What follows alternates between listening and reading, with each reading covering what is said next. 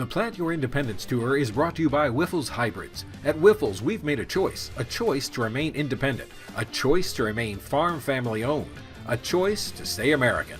So when it's time to make your choice, make a statement. Plant your independence. Plant Wyffels.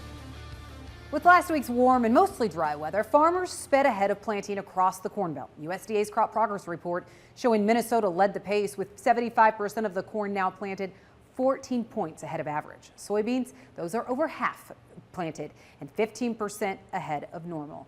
As Farm Journal's Michelle Rook found out, 2025 has been a record-setting planting season for many farmers in southern Minnesota. Farmers here in southwestern Minnesota are wrapping up the planting season, including Mike Madsen of Huron Lake, Minnesota. And it was a much better start than what he saw in 2024. 2025 has been a record-setting planting season for Mike Madsen and many farmers in his area. It will be the earliest planting in our location, and I think if you go 50 miles around us to the west and the south, it's probably even quicker. With extreme cold and very little snow cover over the winter, spring field conditions couldn't have been better, even for his no-till seed customers. Soil conditions are so good that they got in early and they finished their planting mostly in April, I believe.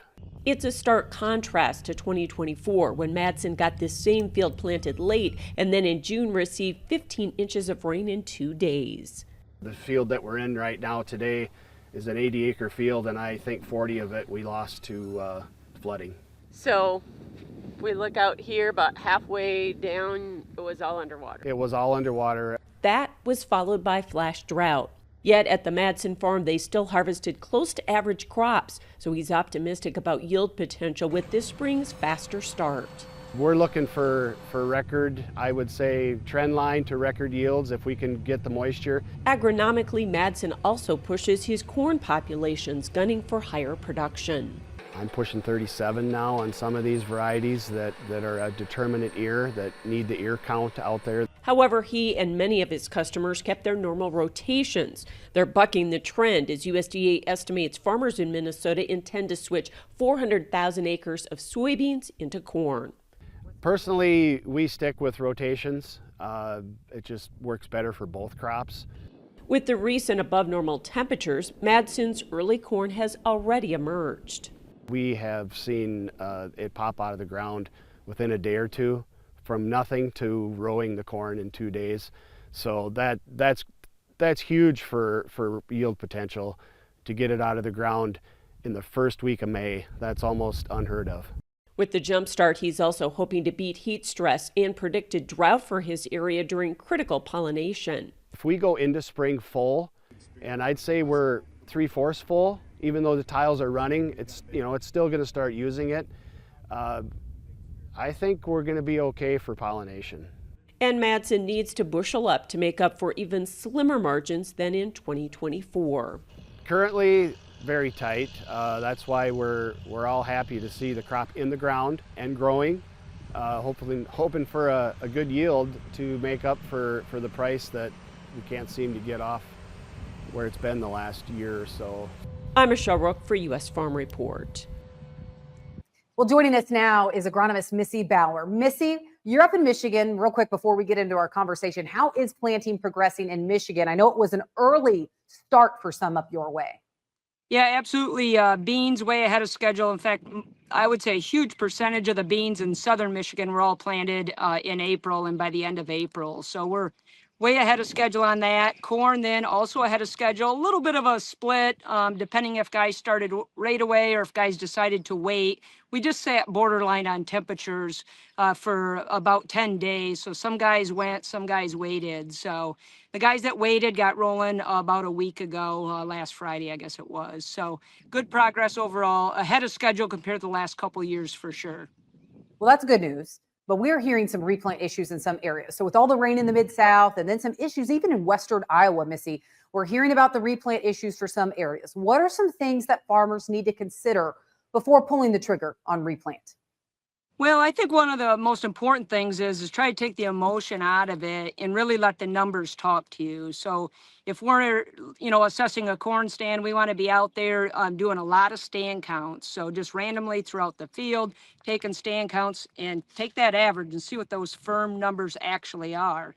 In the majority of the states, the universities have really good replant charts for your state. So it'll look at, all right, I've got 23,000 final stands or 25,000 final stands. This would be my potential replant date, and it'll give you a percent of yield that you could achieve. So looking at those charts state by state, I think is really important. So make sure you're using your kind of local area for that. But let the numbers really tell you, because just going out there and looking at it sometimes is really hard to tell. So lots of counts. The other thing is take into consideration that hybrid. So some hybrids flex a lot in their ear length, some do not. So if it's a real fixed ear that it needs a lot of population, then maybe your trigger to replant is going to be a little bit higher of a number, where I've got to have more final stand out there than if it's a hybrid that flexes a lot and really can add ear length under less population. So that one, maybe I can let the numbers go down a little bit before I'd pull that replant decision in the corn. And then on the soybean side of things, again, let the numbers talk. So throw that hoop if you're in narrow row beans, do lots of counts across there, and look for uniformity. That's one thing. If we got a count that you got 20 or 30,000, then another spot it's up over 100,000, that's not uniformity. We don't want to get it really low spots out there. Now on beans, what we've learned over the last several years, we can be pretty low. If we got an average 70,000, 80,000 good stand out there, we're going to go ahead and leave that, especially at this time of the year, calendar date wise. Missy, with crop prices today, we're hearing some farmers waiting and making more in-season decisions on things like fungicides and fertilizer. Are you hearing any supply issues right now? We are on the nitrogen side of things. So as you're kind of making your final plans for your in-season nitrogen, whether you're going in and side dressing with a coulter card or coming in wide dropping, fertigating, etc., make sure you've got those tons locked in, because we are hearing, and maybe it'll affect us a little bit more over here in the more northern part of the Corn Belt, where we're a little behind everybody else. But we are hearing potential supply issues. If you don't have your product locked in, you really want to make sure it is. So take good care of that for sure. And just on nitrogen in general, let's get your plans made, for sure what you're going to end up with for your total pounds of N. If you did fall application, parts of the country, lots of fall applied. Some areas have received a lot of rain. And if you're in one of those areas, you really should be pulling some PSNT tests to know where are you at in your total nitrogen that's available today, and make sure that there's still enough there to get you through this whole crop season. Missy, it has been a unique year with weather all across the Midwest and all across the country, but are you starting to see any pest problems already surface? We have a little bit. So that's one thing, going back to the soybean replant decisions, we have seen quite a few slugs again this year, mainly in the no-till. So these slugs like this wetter environment, lots of residue cover out there.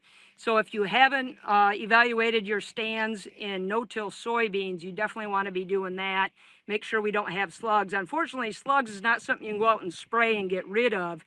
There's just not a lot of treatment options out there. So if they reduce stand enough that we have to replant, then we recommend we got to do tillage to go out there and take care of it. Other than that, we've had a few seed corn maggot issues in the beans as well, but nothing too major compared to last year.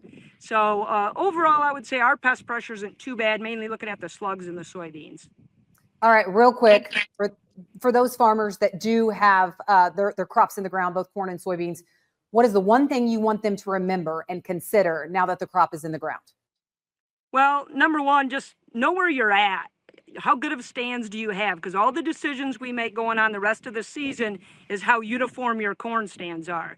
If we've got more uniformity out there, then we have greater yield potential. So as we're running ROIs and debating, do I spend money on this or on that, it really allows us to fine tune that when you know what your stands are like. So I'm not just talking, you go out there and you got your stand count, maybe 33,000. How uniform is that 33,000 in your cornfield? That's what we're after. The more uniform it is, the more yield potential potential we have at the end. So as we make these in-season decisions, we can do a much better job. Things like fungicide decisions, we can a lot of times make in season, trying to make those final decisions. But again, you got to have that plan in place, know what your overall yield potential is as well. All right, agronomist Missy Bauer. Missy, thank you so much for joining us. So we need to take a quick break, and then it's a glimpse of Ag Around the World next.